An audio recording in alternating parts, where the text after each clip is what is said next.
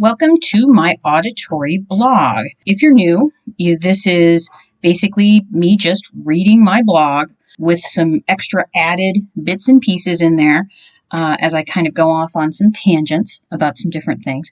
So let's just get into it. What did bring me here today? I wanted to talk about my plans for the month of May. Taking a bit of a break from all the social media that I participate in on a daily basis. This is so that I can do a bit of creative recharging, but it's also so I can rearrange my work and my work scheduling as well, and do some planning for some upcoming projects. There are also several pieces that I want to begin planning and several pieces that I want to create. I have some upcoming places in which I would like to be selling my work, one in for sure, and I really want to start planning that now. So I really do think I need this time to do this. And of course, everyone's like, why now?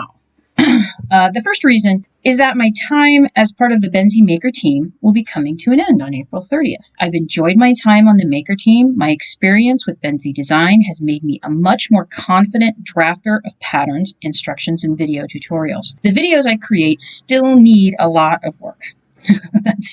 If you've seen my videos, you know that's true. But I'm a lot more comfortable creating really simple, short videos now than I was a year ago. A year ago, it absolutely terrified me. Creating videos doesn't have that same kind of terror-striking horror that it, had for me a year ago. So that's good. There's also the benefit of being able to now turn my attentions and give that I gave to Benzie design projects towards ideas and projects and creating for myself in my small business. This is going to require me to shift around the flow of my workdays a little bit, and some long-term projects and their management are going to have to kind of merge together and change around. It's pretty normal stuff, actually. Now, time off. Some may say that as a self-employed artist that I have that having a month of downtime seems like an oxymoron. After all, every day for me must be like having a day off, right? The short answer is no, it's not. A more nuanced answer is that I have a great deal more flexibility in how and when I work. Today, I took time to go get a haircut, grab a slice of pizza with my husband for lunch, and then pick up some items at the grocery store. We're on foot, so that was probably a 3-hour detour through our day. All this means is that the work that I needed to do in the morning then got pushed to the afternoon and evening. And I'll get the work done, but it'll be later at night when most people who work for other entities or businesses are like, they're already ready to call it a day and maybe go to bed. I'll work a little longer, and that's part of my flexibility. Everyone who works for themselves or someone else needs to have downtime when they aren't having to think about work, a time to rest and recuperate your mind and body. My prime directive as an artist is to think and act creatively. That doesn't mean that I don't get mentally and physically tired. My brain may still be cranking out ideas, but I'm just not able to actually bring these ideas to fruition. Or if I do, it's not as satisfying. The piece is somehow wrong, or I rushed it, or I did something that I thought would work and it didn't, and then I feel like I've wasted a bunch of time. Currently, I'm in the aforementioned situation, a one-horse creating operation. It's all me, all the time. I feel the creeping fear of not making enough sales. I start purposefully creating what I think will sell well. When these pieces don't sell, I begin to get depressed. And then I try to make something else that I think will sell. And then it doesn't sell. And well, it's all aboard the emotional trauma train with all the many bits of baggage that I carry with me. My perceived failures as an artist make it difficult to create anything. Anything that is created then feels hollow and forced, even if it's something that I really, really, really want to create. And that just... I don't know quite how to explain that to someone who maybe isn't a creator, but it really starts to eat at you after a while. Now, the art critic. I started seriously thinking about taking a break a few days ago after watching a short video of the British art critic David Sylvester. The clip looks like it was taken from an interview he did in the 1960s. The clip was from Juxtaposed magazine on Instagram, and if you're curious, I've put all the links to everything within my written blog, so anything that I mention about the artists that I'm going to talk about or their Instagram accounts, etc., you can go and get those links directly. And just as I'm now thinking about it, this is how dorky I am. I can also put those links here too, so you don't have to go. Ugh. Sometimes my brain just doesn't brain. Anyway, the clip was from a Juxtaposed magazine account on Instagram, who had in turn gotten it from an artist named Thomas Evans. He's known as Detour303 on Instagram. I highly suggest looking at his work. It is amazing. Amazing work. I'm not sure exactly what interview it was taken from, though. I did a little lateral reading on Sylvester, and I'm interested in what he wrote about modern art. Some of my interests in certain artists like Francis Bacon and Cy Twombly kind of intersect there. And it seems as though this man was pretty well respected. So I'm going to track down the book on modern art, see what else he has to say. That all being said, what Sylvester said in this short interview clip in its entirety is what caught my attention here. Now I'm going to go ahead and read you the clip. These are not my words. Because artists must be allowed to go through bad periods. They must be allowed to do bad work. They must be allowed to get into a mess. They must be allowed to have dud experiments. They also should be allowed to have periods where they repeat themselves in a rather aimless, fruitless way before they can pick up and go on. Now, the rest of the quote I have highlighted, and this is the part that really got to me. This kind of attention that they get now, the kind of atmosphere of excitement which attends the creation of works of art, the way that everything is done too much in the public eye, it's really too much. The pressures are of a kind which are anti-creative.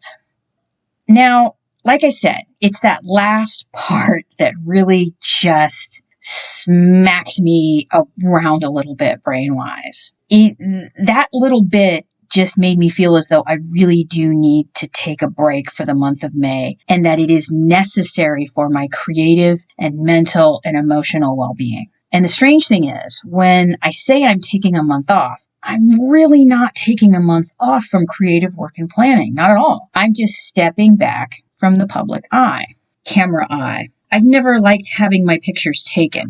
Even as a little kid, I felt uncomfortable having a camera pointed at me. The overwhelming amount of photos that I post on my social media accounts are of my artwork, my art, making tools, my supplies, or something that I think is just kind of neat, like a squirrel or a sign in a hospital. Occasionally, I will post a picture of my face, but not very often. There are all kinds of psychological trauma-related reasons for this, but in the end, I've always felt as though my artwork is a more accurate physical representation of who I am as a person anyway. That is who I am. If you want to know who I am, don't look at me, look at my artwork.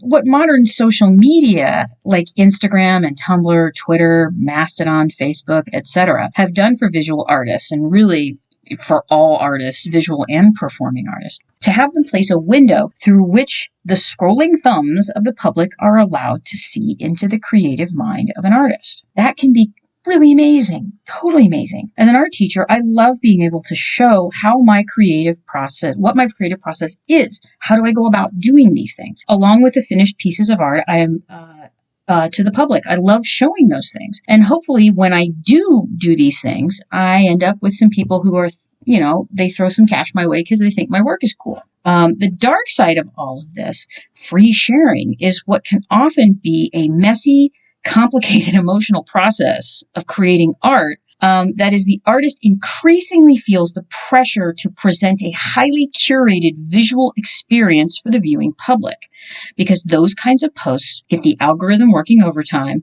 with more eyes on their post. So as an artist, you feel as though I need to do the kinds of posts that people want to see. And I personally know that I've gotten a lot of comments being very thankful and generous with their compliments, saying that they really like the fact that I share what my process is. This is this piece in process. This is what it looks like. Now, it doesn't mean that I share everything with them. There are some things that there's no way to really share it. There's also the things that I don't need to share because those are either too personal or too strange or too off-putting, perhaps, that I'm not going to share those. Those are for me. And it is a complicated emotional process doing all of this. Now, the problem is, that dark side of the sharing is that it is a very highly curated process. What I choose to show is something that, even though it doesn't look like I'm curating it, I am very much curating it. There's a reason why you don't see my face very often, and maybe you only see my hands or my arms in a video tutorial that I make. I mean, the fact that I'm speaking here is kind of weird when I really, really think about it. But again, that's I can only guess that the non-creating public, when they think of artists, and I'm using air quotes here, and then they see things on Instagram or other types of social media of what a studio looks like, and it's on the day where the studio is completely neat and the artwork is completely made and everything is going along swimmingly and everyone has had a shower and a bath and they're wearing clean clothes and they aren't living on like coffee and instant oatmeal and oranges and cheese kind of thing. They look happy and healthy and content, and this is what artists must be like, right? Now, one of the comments to Thomas Evans' piece that he posted on his Detour 303 Instagram post was made by a gentleman named Mr. Soul 216. And again, I've cited everybody in here. And I'm just going to read his words because I thought his words, they work.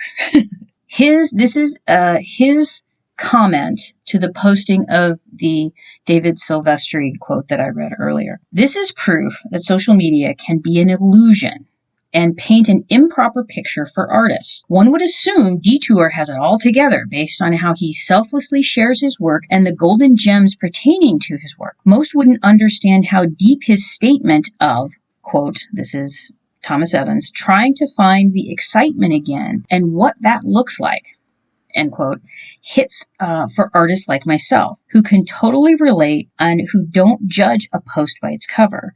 Artists make the world go round, yes, to everything said in this post to support that. Thanks for sharing your moment of vulnerability. And that's it. You're getting to see the glossy, happy, super, super happy fun time parts of it, but you aren't seeing everything else. You're not looking at the ugly underneath. It's there. And now on to pulling a Catherine. And again, pulling a Catherine with quotes around it. Many years ago, a friend of mine named Jason Riggs, who's a musician in Albuquerque, New Mexico, go listen to his music. I'll put some links in the doobly-doo. He told me that he thought it was strange that when we were all out together with friends, at a coffee house, having fun, that I would just disappear without announcing it. He called it pulling a Catherine, just kind of me evaporating into the ether without making a sound. Part of me thinks that this is kind of what I would like to do for the month of May.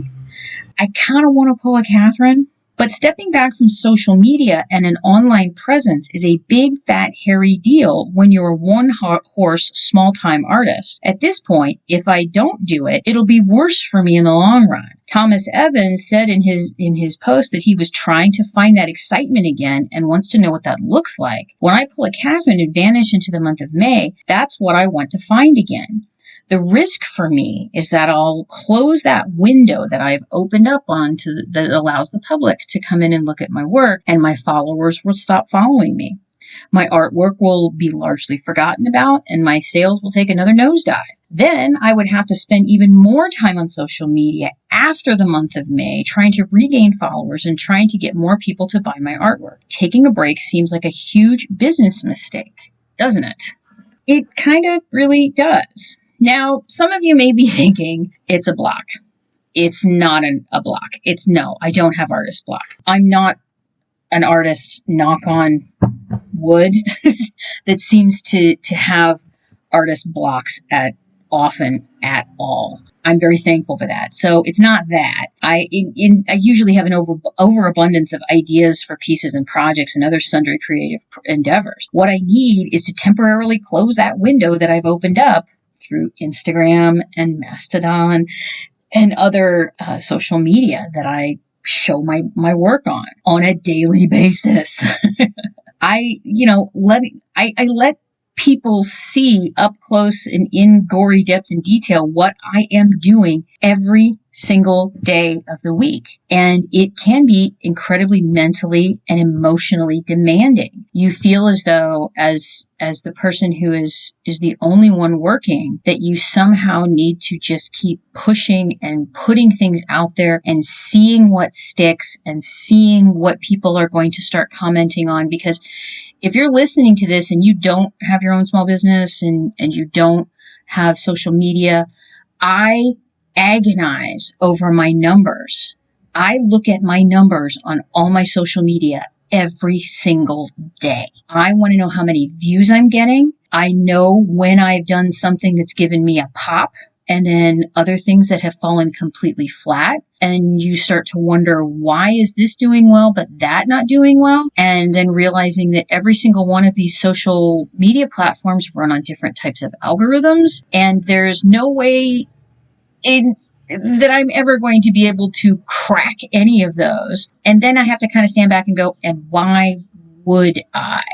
Which is interesting. Now, going back to David Sylvester, I need some time to do some bad work.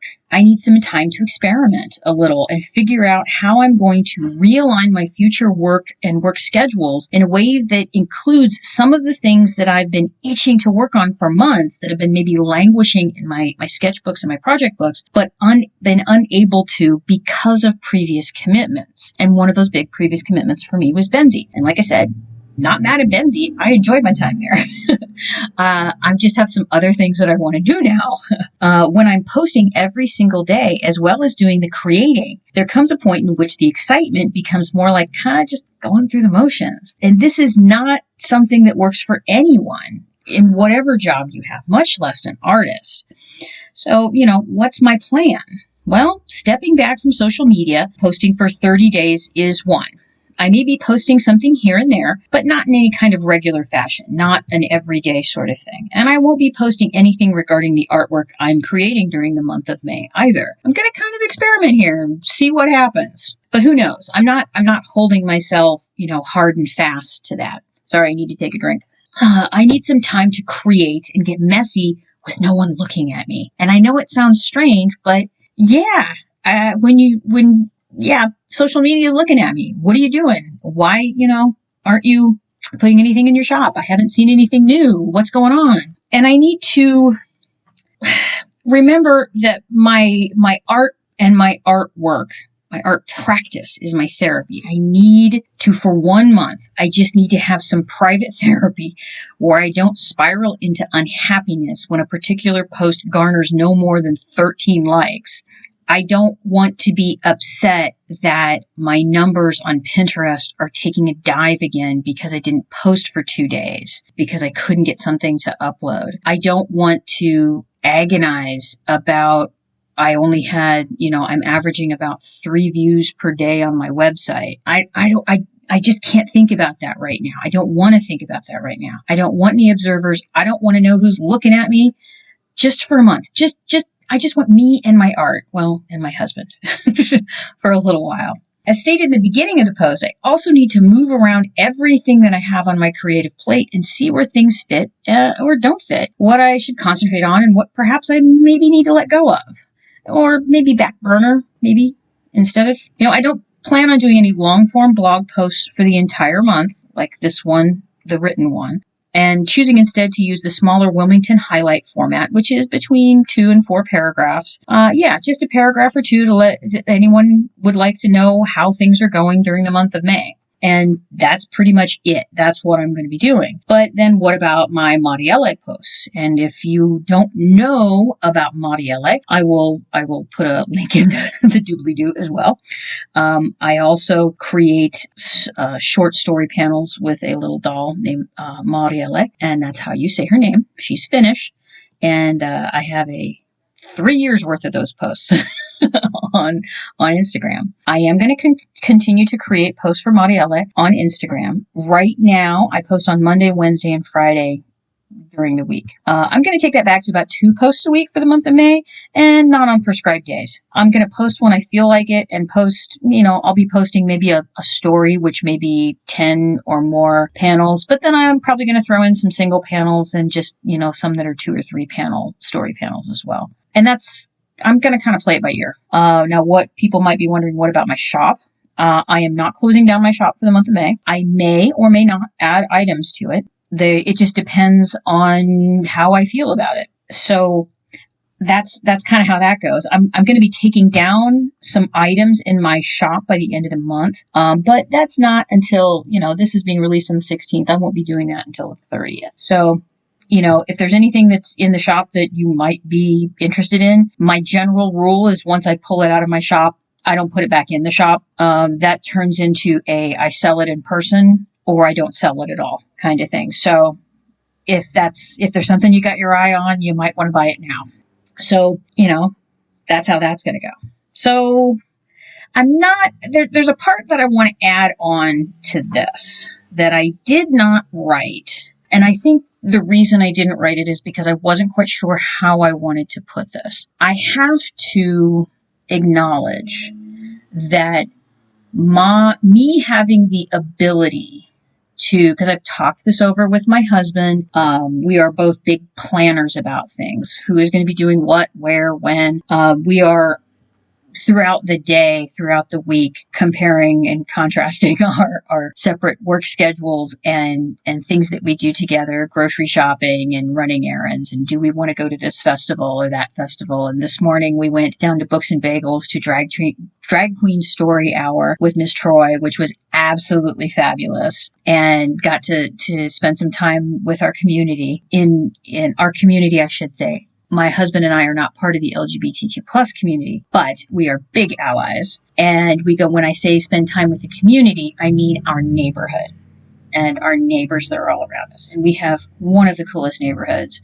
We both adore living here. But, we have to go back and forth about those sorts of things. So I'm not really beholden to anybody else, but I need to acknowledge the privilege that I have. My privilege is showing that as a white cis het woman, right here, right now, I can step back from actively marketing myself and kind of cocoon myself for a month, 30 whole days. Because if it comes down to it and it's like, I don't want to post anything, I don't post anything. If I don't want to put anything in the shop, I won't put anything in the shop. But I have to acknowledge the fact that I am privileged enough to be able to do this. That's the thing that I feel as though I need to acknowledge. And not everyone, every artist, every creative person is able to do that because of other things within their lives that don't allow them to. They may have a part-time job or a full-time job that they're still working. They may have commitments to family and friends, their community. They may have a church that they're going to. They may have, I've been in the boat before where it's like you got 3 jobs just to make ends meet. And you've got all 3 of those jobs. And if one of them goes away, you don't eat for a week kind of thing. I acknowledge the fact that I feel a certain amount of privilege to be able to do this. And that had things in my life previously gone differently. I was raised in a 2-parent household with 2 college-educated parents who expected their children to attend university and get degrees. And I have been fortunate enough to have been able to avail myself of education. And yeah, I've gone into debt too. And I have to acknowledge places like the country of Finland, who gave me a graduate education, master's education for free. I had to get there, and I had to, I had to prove that I could do it. But I feel as though I need to acknowledge that. Now, within that same bit, people may be looking and saying, well, I don't understand how you can do that. Well, Baron and I live pretty close to the, I don't know how you would put this. We live a very frugal lifestyle. We don't own cars. We work from home. We don't spend a lot on things to impress people that we don't like, kind of thing. We are at a stage in our lives where we really want to just enjoy being together and being in our community and having our friends and doing the things that bring us the most joy and that are not harming anyone else. Does that make sense? Not harming the planet, not harming our environment, not harming people around us, that sort of thing. That's kind of where we are. And I've got to say, I am incredibly content with the life that I'm leading. However, I have to acknowledge the privilege that I am able to do that. And then also have to say, you know what? My life works for me. And if it isn't for you and you don't want to do that and you really need to have a car, or you like the stability of having a job that you get a regular paycheck for, go be you. I'm just saying that this is how I do it and how it works for me. But this also means, with those sorts of things, there comes some sacrifices. There's not a whole lot of new clothes. I do have to do a lot of budgeting when it comes to my art supplies. There are times in which I will go through my budgeting for my art supplies and my purchasing of art supplies with a fine-tooth comb to make sure I get exactly what I want. So there's nothing that I buy that's like, I can't use that kind of thing. I work in a very tiny little studio, and I work mostly by myself. That's how I like it.